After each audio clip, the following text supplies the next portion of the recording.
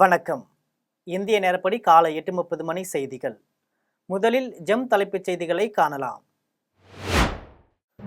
ரூபாய் 10 கோடி செலவில் சாரணர் இயக்கத்திற்கான புதிய தலைமை அலுவலகம் அமைக்கப்படும். முதலமைச்சர் மு.க. ஸ்டாலின் அறிவிப்பு. டெல்லியில் நாளை மறுநாள் சட்டசபை தேர்தல்.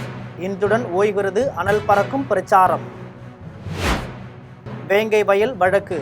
புதுக்கோட்டை வன்கொடுமை தடுப்பு சிறப்பு நீதிமன்றம் இன்று தீர்ப்பு. ஈரோடு கிழக்கு தொகுதி இடைத்தேர்தல். இன்று மாலையுடன் ஓய்கிறது பிரச்சாரம். திருப்பரங்குன்றம் மலைக்கோவில் விவகாரம் தொடர்பாக இந்து முன்னணி ஆர்ப்பாட்டம். மதுரையில் 2 நாட்களுக்கு 144 தடை உத்தரவு என மாவட்ட ஆட்சியர் அறிவிப்பு. அமெரிக்காவின் வரி விதிப்புக்கு எதிராக நடவடிக்கை எடுப்பதை தவிர வேறு வழி இல்லை. கனடா பிரதமர் ரூட்டோ ஆவேசம். இங்கிலாந்துக்கு எதிரான கடைசி T20 போட்டி. 150 ரன்கள் வித்தியாசத்தில் இந்தியா இமாலய வெற்றி. விரிவான செய்திகளை காணலாம். சாரணர் இயக்கத்திற்கான புதிய தலைமை அலுவலகம் நவீன பயிற்சி வசதிகளோடு 10 கோடி ரூபாய் செலவில் அமைக்கப்படும் என முதலமைச்சர் மு.க. ஸ்டாலின் தெரிவித்துள்ளார். திருச்சி மாவட்டம் மணப்பாறை சிப்காட் வளாகத்தில் பாரத சாரணியர் இயக்கத்தின் வைர விழா மற்றும் முன்னாள் முதலமைச்சர் கருணாநிதியின் நூற்றாண்டு பெருந்திரளி நடைபெற்றது. இந்த சாரணியர் இயக்கத்தின் வைர விழாவை கடந்த 28ஆம் தேதி துணை முதலமைச்சர் உதயநிதி ஸ்டாலின் தொடங்கி வைத்தார். இந்நிலையில் திருச்சியில் நடைபெற்ற வைர விழா நிறைவு நாள் நிகழ்ச்சியில் தமிழக முதலமைச்சர் மு.க. ஸ்டாலின் சிறப்பு அழைப்பாளராக கலந்து கொண்டு உரையாற்றினார். அப்போது பேசிய அவர், தமிழ்நாடு சாரண இயக்கத்திற்கான புதிய தலைமை அலுவலகம் நவீன பயிற்சி வசதிகளோடு 10 கோடி ரூபாய் செலவில் அமைக்கப்படும் எனவும் பள்ளிக்கல்வித்துறை தமிழ்நாட்டிற்கு பெரும் புகழ் ஈட்டி தருவதாகவும் கூறினார். தொடர்ந்து பேசிய அவர், இல்லம் தேடி கல்வி திட்டத்தால் 10, 12ஆம் வகுப்பு மாணவர்களின் தேர்ச்சி விகிதம் அதிகரித்துள்ளதாக கூறினார். டெல்லியில் சட்டசபை தேர்தலுக்கான பிரச்சாரம் இன்று மாலையுடன் ஓய்கிறது. டெல்லியில் நாளை மறுநாள் சட்டசபை தேர்தல் நடைபெற உள்ளது. இதில் ஆளும் ஆம் ஆத்மி, பாரதிய ஜனதா, காங்கிரஸ் இடையே மும்முனை போட்டி நிலவுகிறது. இந்நிலையில் தேர்தலுக்கான பிரச்சாரம் இன்று மாலையுடன் ஓய்கிறது. எனவே தலைநகர் முழுவதும் இறுதிக்கட்ட பிரச்சாரம் வேகம் எடுத்து உள்ளது. பாரதிய ஜனதா, ஆம் ஆத்மி, காங்கிரஸ் கட்சிகளை சேர்ந்த மூத்த தலைவர்கள் மாநிலத்தில் முகாமிட்டு பிரச்சாரம் மேற்கொண்டு வருகின்றனர். அரசியல் கட்சிகள் மூத்த தலைவர்கள் முற்றுகையால் டெல்லி தேர்தல் களம் தொடர்ந்து பரபரப்பாக காணப்படுகிறது. வேங்கை வயல் வழக்கு மீதான தீர்ப்பு இன்று அறிவிக்கப்படும் என்று புதுக்கோட்டை வன்கொடுமை தடுப்பு சட்ட சிறப்பு நீதிமன்ற நீதிபதி வசந்தி தெரிவித்துள்ளார். புதுக்கோட்டை அருகே வேங்கை வயலில் பட்டியலின மக்கள் வசிக்கும் பகுதியில் உள்ள மேல்நிலை நீர்த்தேக்க தொட்டியில் மலம் கழுக்கப்பட்ட சம்பவம் பெரும் பரபரப்பை ஏற்படுத்தியது. இந்த வழக்கு தொடர்பாக விசாரணை நடத்திய சிபிசிஐடி போலீசார் புதுக்கோட்டை வன்கொடுமை தடுப்பு சட்ட சிறப்பு நீதிமன்றத்தில் குற்றப்பத்திரிகை தாக்கல் செய்தனர். இதில் வேங்கை வயலை சேர்ந்த முரளிராஜா, சுதர்சன், முத்துகிருஷ்ணன் ஆகிய 3 பேர் மீது குற்றம் சாட்டப்பட்டுள்ளது. மேலும் வேங்கை வயல் விவகாரத்தில் பாதிக்கப்பட்டவர்களும் குற்றம் சாட்டப்பட்டவர்களும் ஒரே சமூகத்தை சேர்ந்தவர்கள் என்பதால் இந்த வழக்கை வன்கொடுமை தடுப்பு சட்ட சிறப்பு நீதிமன்றத்திலிருந்து புதுக்கோட்டை ஜூடிஷியல் மாஜிஸ்திரேட் நீதிமன்றம் எண் 2க்கு மாற்றம் வேண்டும் என சிபிசிஐடிக்கு தரப்பில் கோரிக்கை விடுக்கப்பட்டது. இது குறித்து விசாரித்து நடவடிக்கை எடுப்பதாக நீதிபதி தெரிவித்தார். இதனிடையே சிபிசிஐடியின் குற்றப்பத்திரிகையில் பல்வேறு முரண்பாடுகள் உள்ளதாகவும் அதனை தள்ளுபடி செய்ய உத்தரவிட வேண்டும் எனவும் புகார்தாரர் தரப்பு வழக்கறிஞர் கனகராஜ் புதுக்கோட்டை வன்கொடுமை தடுப்பு சட்ட சிறப்பு நீதிமன்றத்தில் மனு தாக்கல் செய்திருந்தார். இந்த வழக்கு தொடர்பான விசாரணை நடைபெற்றது. இந்நிலையில் இந்த வழக்கு தொடர்பாக அனைத்து தரப்பு வாதங்களையும் பதிவு செய்து கொண்ட நீதிபதி வசந்தி வழக்கு மீதான தீர்ப்பு இன்று அறிவிக்கப்படும் என தெரிவித்துள்ளார். இங்கிலாந்துக்கு எதிரான கடைசி T20 போட்டியில் 150 ரன்கள் வித்தியாசத்தில் இந்தியா இமாலய வெற்றி பெற்றுள்ளது. இந்தியாவில் சுற்றுப்பயணம் மேற்கொண்டுள்ள இங்கிலாந்து கிரிக்கெட் அணி 5 போட்டிகள் கொண்ட T20 தொடரில் விளையாடியது. இதில் 4 போட்டிகள் முடிவடைந்த நிலையில் இந்திய அணி 3-1 என்ற கணக்கில் தொடரை கைப்பற்றிவிட்டது. இதனையடுத்து இவ்விரு அணிகள் இடையிலான 5வது மற்றும் கடைசி T20 போட்டி மும்பை வான்கடை மைதானத்தில் நடைபெற்றது. இந்த ஆட்டத்திற்கான டாஸில் வென்ற இங்கிலாந்து முதலில் பந்து வீசுவதாக அறிவித்தது. இதையடுத்து இந்தியாவின் தொடக்க வீரர்களாக அபிஷேக் சர்மா மற்றும் சாம்சன் களம் இறங்கினர். இறுதியில் இந்திய அணி 20 ஓவர்களில் 9 விக்கெட் இழப்பிற்கு 247 ரன்கள் குவித்தது. இந்தியா தரப்பில் அதிகபட்சமாக அபிஷேக் சர்மா 135 ரன்கள் எடுத்தார். இதையடுத்து 248 ரன்கள் எடுத்தால் வெற்றி என்ற இலக்குடன் களமிறங்கிய இங்கிலாந்து இந்திய அணியின் பந்து வீச்சை சமாளிக்க முடியாமல் அடுத்தடுத்து விக்கெட்டுகளை பறிகொடுத்தது. 10.3 ஓவர்கள் மட்டுமே தாக்குப்பிடித்த இங்கிலாந்து அணி 97 ரன்கள் ஆல் அவுட் ஆனது. இதன் மூலம் இந்தியா 150 ரன்கள் வித்தியாசத்தில் இமாலய வெற்றியை பெற்றது. புதுச்சேரியில் 12 கோடி மதிப்பீட்டில் புதிதாக தொடங்கப்பட்ட சாலை பணிகளை முதலமைச்சர் ரங்கசாமி தொடங்கி வைத்தார். புதுச்சேரி இந்திராநகர் தொகுதிக்குட்பட்ட முத்திரையர் பாளையம், சாணரப்பேட்டை மற்றும் அதனை சார்ந்த பகுதிகளில் மக்கள் பயன்பாட்டிற்காக 10 லட்சம் கொள்ளளவு கொண்ட கீழ்நிலை நீர்த்தேக்க தொட்டி கட்டப்பட்டது. மேலும் குடிநீர் இணைப்புகள் மற்றும் சாலை மேம்பாட்டு பணிகளும் செய்யப்பட்டது. இந்நிலையில் மேம்பாட்டு பணிகளின் திறப்பு விழாவில் முதலமைச்சர் ரங்கசாமி கலந்து கொண்டு 12 கோடி மதிப்பிலான திட்டம் மற்றும் பணிகளை துவக்கி வைத்தார். விழாவில் பொதுப்பணித்துறை அமைச்சர் லட்சுமி நாராயணன், சட்டமன்ற உறுப்பினர் ஏகேடி ஆறுமுகம் உள்ளிட்ட பொதுப்பணித்துறை அதிகாரிகள் பலரும் கலந்து கொண்டனர். அறந்தாங்கி அருகே பெருங்காடு கிராமத்தில் நடைபெற்ற மாட்டு வண்டி பந்தயத்தை அமைச்சர் மெய்யநாதன் தொடங்கி வைத்தார். புதுக்கோட்டை மாவட்டம் அறந்தாங்கி அருகே பெருங்காட்டில் முன்னாள் கவுன்சிலரின் 11ஆம் ஆண்டு நினைவு தினத்தை முன்னிட்டு மாட்டு வண்டி ஏழ்கை பந்தயம் நடைபெற்றது. போட்டியை தமிழக பிற்படுத்தப்பட்ட நலத்துறை அமைச்சர் மெய்யநாதன் கொடியசைத்து தொடங்கி வைத்தார். பெரிய மாடு, நடுமாடு, பூஞ்சிட்டு மாடு என 3 பிரிவுகளாக நடைபெற்ற இந்த போட்டியில் பல்வேறு பகுதிகளிலிருந்து கொண்டுவரப்பட்ட 100க்கும் மேற்பட்ட இரட்டை மாட்டு வண்டிகள் பங்கேற்றது. போட்டியின் இறுதியில் வெற்றி பெற்ற மாட்டு வண்டி உரிமையாளர்களுக்கு 3 லட்சம் ரூபாய் ரொக்க பரிசு மற்றும் கோப்பைகளும் வழங்கப்பட்டது. கரூர் மாநகராட்சி அரசு ஆண்கள் மேல்நிலைப் பள்ளியில் அமைச்சர் செந்தில் பாலாஜி தலைமையில் 100ஆண்டு திருவிழா நடைபெற்றது. கரூர் மாநகராட்சி அரசு ஆண்கள் மேல்நிலைப் பள்ளியில் 100ஆண்டு திருவிழா கொண்டாடப்பட்டது. விழாவிற்கு பள்ளியின் முன்னாள் மாணவரான மின்சாரம் மற்றும் ஆயத்தொலைத்துறை அமைச்சர் செந்தில் பாலாஜி தலைமை தாங்கினார். விழாவில் முன்னாள் தலைமை ஆசிரியர்களுக்கு அமைச்சர் நினைவு பரிசுகளை வழங்கி வாழ்த்து தெரிவித்தார். பின்னர் மேடையில் பேசிய அவர், தன்னிடம் பிடித்த குழந்தை உயர்ந்த நிலைக்கு செல்லும் போது அதை பெருமையுடன் கூறுபவர்கள் ஆசிரியர்கள் தான் என கூறினார். இதைத் தொடர்ந்து பல்வேறு கலை நிகழ்ச்சிகள் நடைபெற்றது. இதில் மாவட்ட ஆட்சியர் தங்கவேல், சட்டமன்ற உறுப்பினர்கள் மாணிக்கம், இளங்கோ, சிவகாம சுந்தரி, கரூர் மாநகராட்சி மேயர் கவிதா கணேசன், ஆசிரியர்கள், மாணவர்கள் உட்பட பலர் கலந்து கொண்டனர். மன்னார்குடியில் 70 மாற்றுத்திறனாளிகளுக்கு 48 லட்சம் ரூபாய் மதிப்பிலான நலத்திட்ட உதவிகளை தொழில்துறை அமைச்சர் TRP ராஜா வழங்கினார். திருவாரூர் மாவட்டம் மன்னார்குடியில் உள்ள வட்டாட்சியர் அலுவலகத்தில் மாற்றுத்திறனாளி நலத்துறை சார்பில் 48,57,000 ரூபாய் மதிப்பீட்டில் நலத்திட்ட உதவிகள் வழங்கும் நிகழ்ச்சி நடைபெற்றது. நிகழ்ச்சியில் தமிழக தொழில் வர்த்தக மற்றும் ஊக்குவிப்பு துறை அமைச்சர் TRP ராஜா கலந்து கொண்டு 41 மாற்றுத்திறனாளிகளுக்கு இருசக்கர வாகனங்கள், 7 மாற்றுத்திறனாளிகள் குழந்தைகளுக்கு கல்வி உதவித்தொகை மற்றும் மாற்றுத்திறனாளியின் வாரிசுதாரர்கள் உள்ளிட்ட 70 பேருக்கு நலத்திட்ட உதவிகளை வழங்கினார். முன்னதாக சேரி கிராமத்தில் மனநலம் பாதிக்கப்பட்டவர்களுக்கான இல்லம் மற்றும் மன வளர்ச்சி குன்றியவர்களுக்கான இல்லத்திற்கு புதிய அரசு கட்டிடம் கட்டுவதற்கு பூமி பூஜையை அமைச்சர் தொடங்கி வைத்தார்.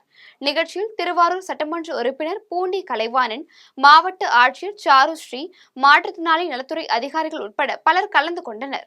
குஜராத்தில் சுற்றுலா சென்ற சொகுசு பேருந்து பள்ளத்தில் கவிழ்ந்து விபத்துக்குள்ளானதில் 5 பேர் உயிரிழந்தனர். பல்வேறு ஆன்மீக தலங்களுக்கு 48 பக்தர்களுடன் சொகுசு பேருந்து ஒன்று ஆன்மீக சுற்றுலாவிற்கு புறப்பட்டது. டாங் மாவட்டம் சபுதாரா மலைப்பிரதேச சாலையில் பேருந்து சென்றபோது ஓட்டுநரின் கட்டுப்பாட்டை இழந்து தடுப்பு சுவரை உடைத்து பள்ளத்தாக்கில் கவிழ்ந்து விபத்திற்குள்ளானது. இந்த விபத்தில் 2 பெண்கள் உட்பட 5 பேர் சம்பவ இடத்திலேயே பரிதாபமாக உயிரிழந்தனர். படுகாயமடைந்த 17 பேர் சிகிச்சைக்காக அஹ்வா மருத்துவமனையில் அனுமதிக்கப்பட்டுள்ளனர். பலர் லேசான காயங்களுடன் உயிர் தப்பினர். விபத்து நடந்த இடத்தில் மீட்பு பணிகள் மேற்கொள்ளப்பட்டது. திருப்பத்தூரில் 2 சக்கர வாகனத்தின் மீது கார் மோதிய விபத்தில் மருத்துவர் ஒருவர் சம்பவ இடத்திலேயே உயிரிழந்த சம்பவம் சோகத்தை ஏற்படுத்தியுள்ளது. திருப்பத்தூர் மாவட்டம் ஆம்பூர் அடுத்த பாப்பனப்பள்ளி பகுதியை சேர்ந்தவர் சதீஷ். மருத்துவரான இவர் வாணியம்பாடி அடுத்த பொன்னேரி பகுதியில் உள்ள தனியார் மருத்துவமனையில் பணிபுரிந்து வந்தார். இந்நிலையில் சதீஷ் இருசக்கர வாகனத்தில் சென்று கொண்டிருந்த போது நியூ டவுன் மேம்பாலம் அருகே பெங்களூரில் இருந்து செங்கல்பட்டு நோக்கி பின்னால் வந்த கார் இருசக்கர வாகனத்தின் மீது மோதி விபத்து ஏற்பட்டுள்ளது. இந்த விபத்தில் சதீஷ் சம்பவ இடத்திலேயே உயிரிழந்தார். தகவல் இருந்து சம்பவ இடத்திற்கு வந்த வாணியம்பாடி நகர போலீசார் உடலை மீட்டு பிரேத பரிசோதனைக்காக வாணியம்பாடி அரசு மருத்துவமனைக்கு அனுப்பி வைத்தனர். மேலும் விபத்து ஏற்படுத்திய காரை பறிமுதல் செய்த போலீசார் தப்பியோடிய கார் ஓட்டுநர் கௌதமை தேடி வருகின்றனர். திருவள்ளூர் 2 சக்கர வாகனத்தின் மீது டிப்பர் லாரி மோதி விபத்தில் 2 பேர் உயிரிழந்த சம்பவம் அப்பகுதியில் சோகத்தை ஏற்படுத்தியுள்ளது. திருவள்ளூர் மாவட்டம் மேஞ்சூர் அடுத்த ஊரணம்பேடு பகுதியைச் சேர்ந்தவர் ஜோதி. இவர் தனது சகோதரி மகன் விமல் என்ற 10ஆம் வகுப்பு மாணவருடன் இருசக்கர வாகனத்தில் வெள்ளிவாக்கம் சென்று கொண்டிருந்தார். அப்போது வள்ளூர் சந்திப்பில் சென்றபோது டிப்பர் லாரி ஒன்று மோதியதில் இருசக்கர வாகனத்தில் வந்தவர்கள் நிலை தடுமாறி கீழே விழுந்தனர். அப்போது லாரியின் அடியில் சிக்கி ஜோதி சம்பவ இடத்திலேயே உயிரிழந்தார். இதனைத் தொடர்ந்து படுகாயமடைந்த விமலை போலீசார் மீட்டு மீஞ்சூர் அரசு ஆரம்ப சுகாதார நிலையத்தில் அனுமதித்ததை அடுத்து அங்கு சிகிச்சை பலனின்றி உயிரிழந்தார். இருவரின் சடலங்களையும் போலீசார் உடற்கூராய்வுக்காக சென்னை அரசு ஸ்டான்லி மருத்துவமனைக்கு அனுப்பி வைத்தனர். மேலும் விபத்து ஏற்படுத்திய திருவண்ணாமலையை சேர்ந்த லாரி ஓட்டுநர் ஹரிபிரசாத்தை கைது செய்து விசாரணை நடத்தி வருகின்றனர். இதேபோல் வண்டலூர் மீஞ்சூர் வெளிவட்ட சாலையில் இருசக்கர வாகனத்தின் மீது லாரி மோதிய விபத்தில் ரதீஷ் என்ற இளைஞர் உயிரிழந்த சம்பவம் குறித்து போலீசார் விசாரணை மேற்கொண்டு வருகின்றனர். கள்ளக்குறிச்சியில் இன்ஸ்டாகிராம் மூலம் காதல் வசப்பட்ட மகளை கண்டிப்பதற்காக அவரது தாய் முட்டை பொரியலில் எலி பேஸ்ட் கலந்து கொடுத்து கொல்ல முயற்சித்த சம்பவம் பரபரப்பை ஏற்படுத்தியுள்ளது.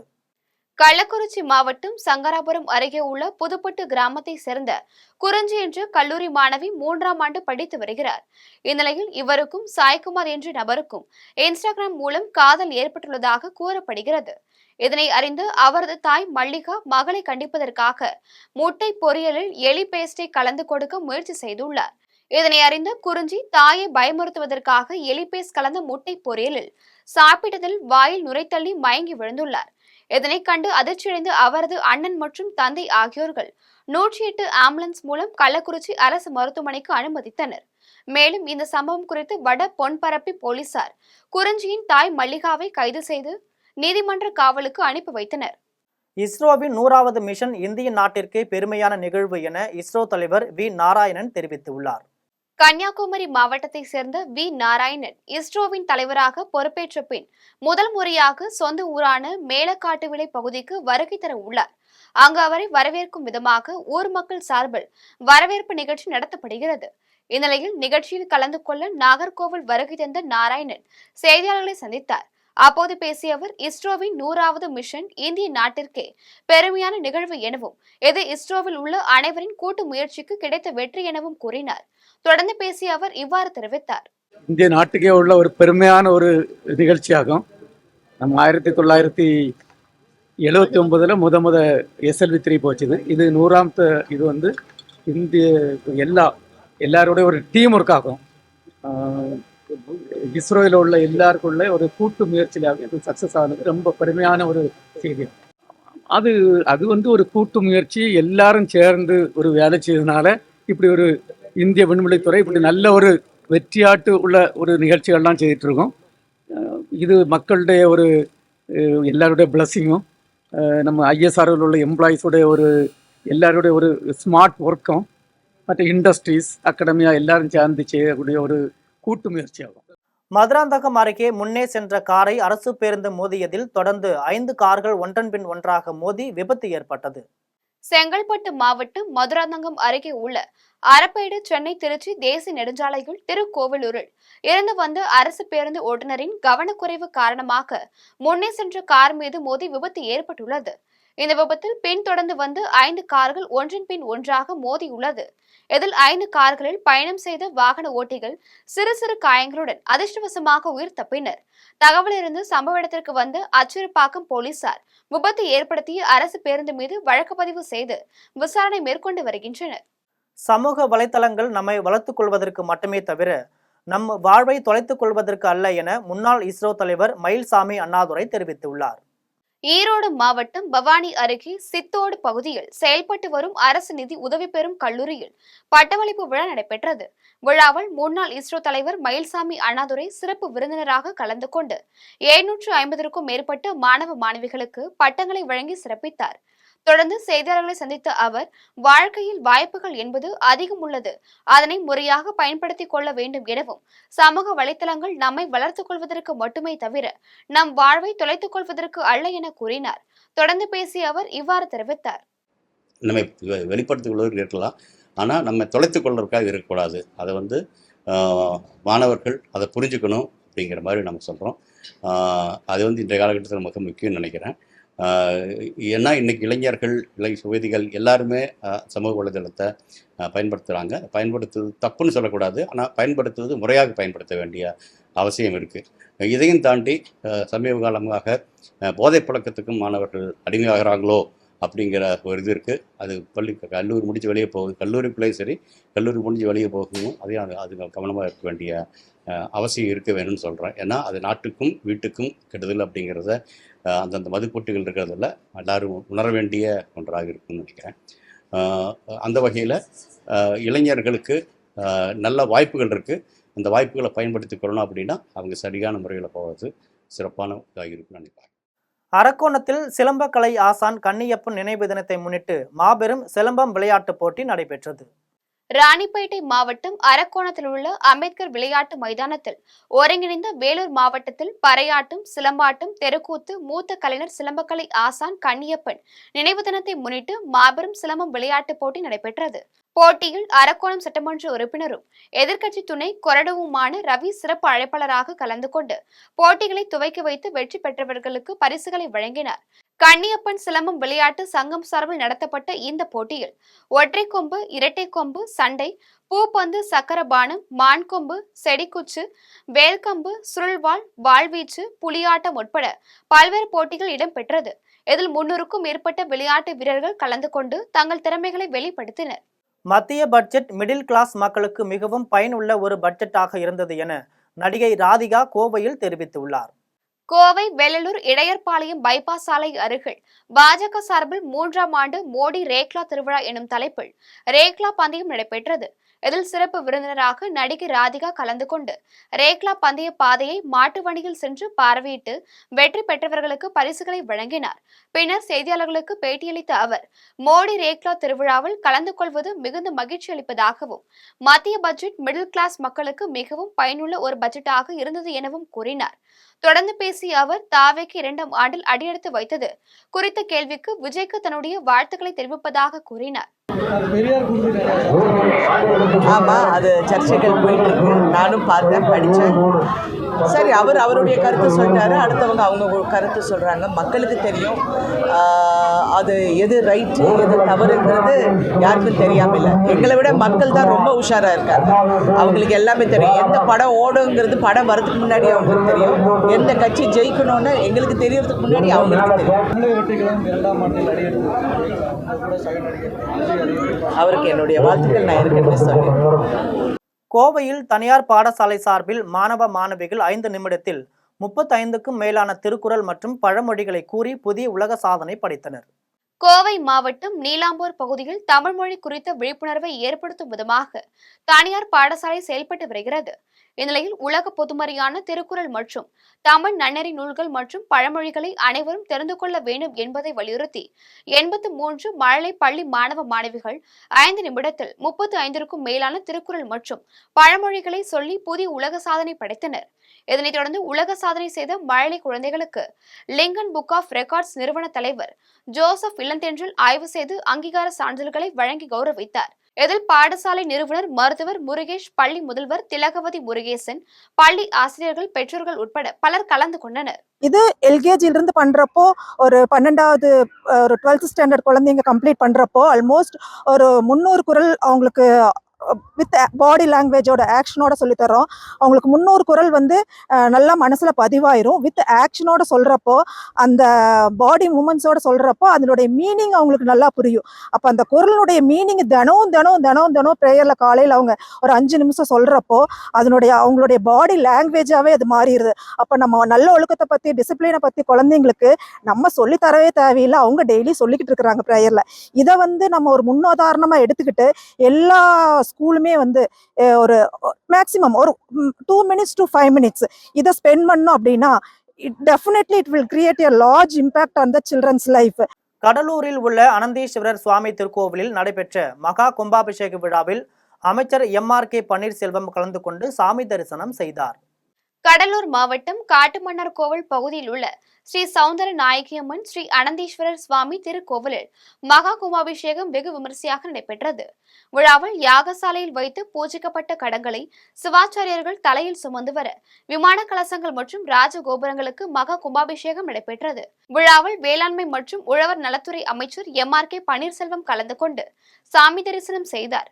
மேலும் பேரூராட்சி மன்ற தலைவர் கணேசமூர்த்தி, கல்வி குழும தலைவர் முத்துசாமி, திருப்பணிக்குழு கருணாநிதி, இந்து சமய அறநிலைத்துறை செயல் அலுவலர் செல்வமணி உள்ளிட்டோர் நிகழ்ச்சி ஏற்பாடுகளை சிறப்பாக செய்திருந்தனர். இதையடுத்து கும்பாபிஷேகத்தில் கலந்து கொண்ட பக்தர்கள் அனைவருக்கும் அன்னதானம் வழங்கப்பட்டது. மாமல்லபுரத்தில் 100 ஆண்டுகளை கடந்த ஊராட்சி ஒன்றிய நடுநிலைப் பள்ளியில் 100ஆண்டு விழா கொண்டாடப்பட்டது. செங்கல்பட்டு மாவட்டம் மாமல்லபுரத்தில் உள்ள ஊராட்சி ஒன்றிய நடுநிலைப் பள்ளியில் 100ஆண்டு விழா கொண்டாடப்பட்டது. விழாவில் திருப்போரூர் சட்டமன்ற உறுப்பினர் பாலாஜி, பெற்றோர் ஆசிரியர் தலைவர் கோதண்டபாணி, மாமல்லபுரம் பேரூராட்சி தலைவர் வளர்மதி, துணைத் தலைவர் ராகவன் ஆகியோர் சிறப்பு அழைப்பாளர்களாக கலந்து கொண்டு ஆசிரியர் பெருமக்களுக்கு சால்வை அணிவித்து நினைவு பரிசை வழங்கினர். இதைத் தொடர்ந்து முன்னாள் மாணவர்கள் ஒன்றிணைந்து மாணவியருக்காக சானிட்டரி நாப்கின் எரிக்கும் இயந்திரம் மற்றும் 78,000 ரூபாய் மதிப்பீட்டில் சத்துணவு கூடத்தை புதுப்பித்து பள்ளிக்கு அர்ப்பணித்தனர். தொடர்ந்து பல்வேறு கலை நிகழ்ச்சிகள் நடைபெற்றது. விழாவில் பல்வேறு கல்வியாண்டில் பயின்ற முன்னாள் மாணவர்கள் அவர்களின் குடும்பத்தினரோடு பங்கேற்றனர். தமிழகத்தின் பல்வேறு பகுதிகளில் நடைபெற்ற சில நிகழ்வுகளை ஒரு சிறிய தொகுப்பாக காணலாம். காஞ்சிபுரம் மாவட்டம் மாங்காட்டில் தமிழக வெற்றிக் கழகத்தின் 2ஆம் ஆண்டு துவக்க விழா நிகழ்ச்சி நடைபெற்றது. மாங்காடு நகர கழக பொறுப்பாளர் லயன் சந்திரமோகன் தலைமையில் நடைபெற்ற இந்நிகழ்ச்சியில் கழக கொடியினை ஏற்றி வைத்த பின் சுமார் 1000க்கும் மேற்பட்ட பொதுமக்களுக்கு அன்னதானம் வழங்கப்பட்டது. இதில் ஏராளமான நிர்வாகிகள் கலந்து கொண்டு நிகழ்ச்சியை சிறப்பித்தனர். சுபமுகூர்த்த தினம் என்பதால் அதிக அளவில் பத்திரப்பதிவு நடைபெறும் வகையில் விடுமுறை தினமான இன்று சார்பதிவாளர் அலுவலகம் செயல்படும் என தமிழக அரசு அறிவித்திருந்தது. இந்நிலையில் பத்திரப்பதிவு அலுவலகங்களில் கூட்டமைப்பு சார்பில் பணிகளை புறக்கணிப்பது என முடிவு செய்த நிலையில் சேலம் மாவட்டம் கெங்கவள்ளி சார்பதிவாளர்கள் அலுவலகங்களில் அலுவலர்கள் பணி புறக்கணிப்பு செய்தனர். தமிழக வெற்றிக் கழகத்தின் 2ஆம் ஆண்டு துவக்க விழாவையொட்டி ராணிப்பேட்டை மேற்கு மாவட்டம் சார்பாக நடைபெற்ற நிகழ்ச்சியை மேற்கு மாவட்ட செயலாளர் பூக்கடை மோகன் துவக்கி வைத்தார். இதேபோல் ராணிப்பேட்டை கிழக்கு மாவட்டத்தின் சார்பில் துளிர்கள் என்ற மன வளர்ச்சி குன்றிய மாற்றுத்திறனாளிகள் உண்டு உறைவிட சிறப்பு பள்ளியில் கொண்டாடப்பட்டது. விழாவில் தாவேக நிர்வாகிகள் பள்ளி மாணவர்களுக்கு இனிப்பு மற்றும் உணவு வழங்கினர். அப்போது மன வளர்ச்சி குன்றிய மாணவர்கள் விஜய் புகைப்படத்திற்கு முத்தம் கொடுத்து தங்கள் மகிழ்ச்சியை வெளிப்படுத்தினர். தாவேக சென்னை கிழக்கு மாவட்ட செயலாளராக பாலமுருகன் என்பவர் நியமிக்கப்பட்டதை வரவேற்கும் வகையில் தாவேக நிர்வாகிகள் போரூர் சுங்கசாவடி அருகே புதிதாக தேர்ந்தெடுக்கப்பட்ட மாவட்ட செயலாளரை ராஜத மாலை அணிவித்து கிரேன் மூலம் மலர்தூவி வரவேற்றனர். பேரணிக்கு போலீசார் அனுமதி மறுத்த நிலையில் பேரணி துவங்குவதற்கு முன்பே போக்குவரத்து பாதிப்பு ஏற்பட்டது குறிப்பிடத்தக்கது. ராமநாதபுரம் மாவட்ட சங்க அமைப்பாளரும் மக்கள் விருப்பம் பத்திரிகை ராமநாதபுரம் மாவட்ட நிருபருமான செல்வ முருகனின் 30ஆம் நாள் நினைவு நாளில் அவருடைய திருவுருவ படத்திற்கு மலர் அஞ்சலி செலுத்தப்பட்டது. பின்னர் சென்னை வேளச்சேரியில் இரத்த தானம், மரக்கன்று வழங்குதல், பள்ளி மாணவர்களுக்கு புத்தகப்பை வழங்குதல், திருநங்கைகளுக்கு நலத்திட்ட உதவிகள் வழங்கும் நிகழ்ச்சி நடைபெற்றது. இதில் தமிழ்நாடு வணிகர் சங்கங்களின் பேரவையின் மாநில தலைவர் சவுந்தரராஜன், மாநில மாவட்ட சங்க நிர்வாகிகள் மற்றும் பத்திரிகையாளர்கள், சமூக ஆர்வலர்கள் என ஏராளமானோர் கலந்து கொண்டனர். தமிழக வெற்றிக் கழகம் கட்சியின் 2ஆம் ஆண்டு தொடக்க விழாவையொட்டி மயிலாடுதுறையை அடுத்த பல்லவராயன்பேட்டை கிராமத்தில் வசிக்கும் பொருளாதாரத்தில் பின்தங்கிய ஏழை மக்கள் 500 பேருக்கு கட்சியின் சார்பில் பிரியாணி வழங்கும் நிகழ்ச்சி நடைபெற்றது. இந்நிலையில் விழாவிற்கு வருகை புரிந்த கட்சியின் மாவட்ட செயலர் குட்டி கோபிக்கு அப்பகுதி மக்கள் பாசிமணி மாலை உள்ளிட்டவை அணிவித்து உற்சாக வரவேற்பு அளித்தனர். அதைத் தொடர்ந்து 200 பேருக்கு வேட்டி சிலைகளை மாவட்ட செயலர் மற்றும் கட்சி நிர்வாகிகள் வழங்கினர். தொடர்ந்து மாவட்ட செயலர் குட்டி கோபி பொதுமக்களுக்கு பிரியாணி விருந்து வழங்கினார். இதில் நகர பொறுப்பாளர் ராஜ்குமார் உள்ளிட்ட கட்சி நிர்வாகிகள் பலர் கலந்து கொண்டனர். கடலூர் மாவட்டம் வேப்பூர் கிராமத்தில் உள்ள ஸ்ரீ விநாயகர் ஸ்ரீ செல்லியம்மன் சுவாமிக்கு அஷ்டபந்தன மகா கும்பாபிஷேக விழா சிறப்பாக நடைபெற்றது. விழாவை முன்னிட்டு பல்வேறு யாகசாலை பூஜைகள் நடைபெற்றன. இதனைத் தொடர்ந்து சிவாச்சாரியர்கள் யாகத்தில் பூஜிக்கப்பட்ட புனித நீரை மேளதாள வாத்தியங்களுடன் கோவிலின் கோபுரத்திற்கு எடுத்து சென்று கலசத்தின் மீது ஊற்றி கும்பாபிஷேகத்தை சிறப்பாக நடத்தினர். அதன் பின்னர் பக்தர்கள் மீது புனித நீரை தெளித்தனர். அதனைத் தொடர்ந்து விநாயகர் மற்றும் செல்லியம்மனுக்கு சிறப்பு அபிஷேக ஆராதனைகள் நடைபெற்றது. இதில் ஏராளமான பக்தர்கள் கலந்து கொண்டு சுவாமி தரிசனம் செய்தனர். புதுக்கோட்டை மாவட்டம் ஆலங்குடி அடுத்த கல்லாலங்குடி கீழப்பட்டியில் புதிதாக கட்டப்பட்டுள்ள செல்வ விநாயகர் திருக்கோவிலின் கும்பாபிஷேக விழா வெகு விமர்சையாக நடைபெற்றது. விழாவை முன்னிட்டு கோவில் முன்பு யாகசாலை அமைக்கப்பட்டு கணபதி ஹோமம், நவகிரக ஹோமம், வாஸ்து சாந்தி ஹோமம் உள்ளிட்ட பல்வேறு ஹோமங்கள் நடைபெற்றது. அதன் பின்னர் யாகத்தில் பூஜிக்கப்பட்ட புனித நீரை சிவாச்சாரியர்கள் மேளதாள வாத்தியங்கள் முழங்க கோவிலின் கோபுரத்திற்கு எடுத்து சென்று கோபுர கலசத்தின் மீது ஊற்றி கும்பாபிஷேகத்தை சிறப்பாக நடத்தினர். இதில் ஏராளமான பக்தர்கள் கலந்து கொண்டு சாமி தரிசனம் செய்தனர். மீண்டும் ஜெம் தலைப்புச் செய்திகள். ரூபாய் 10 கோடி செலவில் சாரணர் இயக்கத்திற்கான புதிய தலைமை அலுவலகம் அமைக்கப்படும். முதலமைச்சர் மு.க. ஸ்டாலின் அறிவிப்பு. டெல்லியில் நாளை மறுநாள் சட்டசபை தேர்தல். இன்றுடன் ஓய்கிறது அனல் பறக்கும் பிரச்சாரம். வேங்கை வயல் வழக்கு. புதுக்கோட்டை வன்கொடுமை தடுப்பு சிறப்பு நீதிமன்றம் இன்று தீர்ப்பு. ஈரோடு கிழக்கு தொகுதி இடைத்தேர்தல் இன்று மாலையுடன் ஓய்கிறது பிரச்சாரம். திருப்பரங்குன்றம் மலைக்கோவில் விவகாரம் தொடர்பாக இந்து முன்னணி ஆர்ப்பாட்டம். மதுரையில் 2 நாட்களுக்கு 144 தடை உத்தரவு என மாவட்ட ஆட்சியர் அறிவிப்பு. அமெரிக்காவின் வரி விதிப்புக்கு எதிராக நடவடிக்கை எடுப்பதை தவிர வேறு வழி இல்லை. கனடா பிரதமர் ரூட்டோ ஆவேசம். இங்கிலாந்துக்கு எதிரான கடைசி T20 போட்டி 150 ரன்கள் வித்தியாசத்தில் இந்தியா இமாலய வெற்றி. இத்துடன் ஜெம் செய்திகள் நிறைவடைகின்றன. மீண்டும் ஜெம் செய்திகள் மதியம் 1:30 மணிக்கு. உடனுக்குடன் செய்திகளை காண GemLive.tv என்ற இணையதளத்தில் இணைந்திருங்கள். நன்றி, வணக்கம்.